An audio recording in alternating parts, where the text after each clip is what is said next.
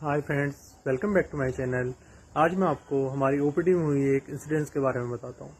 हमारे ओपीडी में एक पेशेंट एक क्वेरी लेके आता है कि उसकी डायलिसिस अच्छी नहीं हो रही है। हमने पेशेंट को समझाने की कोशिश की, बट पेशेंट सेटिस्फाई नहीं हो रहा था। तब हमने उसे दो टर्म्स के बारे में बताया, KT/V और URR, जो कि एक क्वालिटी डायलिसिस के इंडिकेटर होते हैं। आइए जानते हैं कैसे KT/V और URR को कैलकुलेट करते हैं। एक क्वालिटी डायलिसिस तभी मानी जाती है जब 4 घंटे की डायलिसिस में KT/V ग्रेटर देन 1.2 अचीव हुआ हो और URR 65% से ज़्यादा अचीव हुआ हो। KT/V मशीन में सेट किया जाता है, जिसके लिए हमें पेशेंट का dry weight, height, age, gender और हीमेटोक्रिट की आवश्यकता होती है, और मशीन में हम ओसीएम एक्टिवेट करना होता है। एंड ऑफ द सेशन हम देखेंगे कि KT/V अगर ग्रेटर देन 1.2 अचीव हुआ है, इट मीन कि हमने पेशेंट को क्वालिटी डायलिसिस दी है। वहीं दूसरे टर्म की अगर हम बात करें, URR, जिसके लिए हमें पेशेंट का pre SD urea, post SD urea चाहिए होता है, जिसको हम URR के फॉर्मूला, जो कि P1 minus पोस्ट1 upon P1 into 100 होता है, में रखना होता है, और जिससे हम वैल्यू फाइंड करते हैं।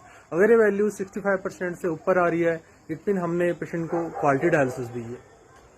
फ्रेंड्स, आइए देखते हैं कैसे URR को कैलकुलेशन किया जाता है।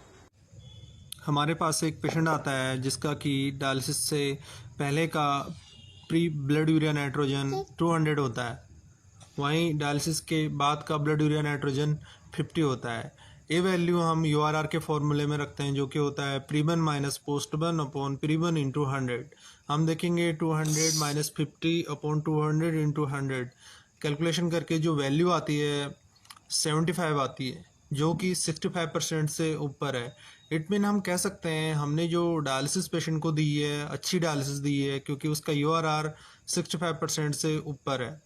फ्रेंड्स, दो जो टर्म है KT/V और URR, इससे हम इजीली प्रूव कर सकते हैं कि दैट जो पेशेंट को हम डायलिसिस प्रोवाइड करा रहे हैं वो एक क्वालिटी डायलिसिस दी जा रही है, और इजीली हम इसको ये दो टर्म्स के हेल्प से प्रूव भी कर सकते हैं और हमारे पेशेंट को सेटिस्फाई भी कर सकते हैं। फ्रेंड्स, आज के लिए इतना ही। जल्दी मिलता हूँ न्यू वीडियो के साथ, तब तक के लिए गुड बाय।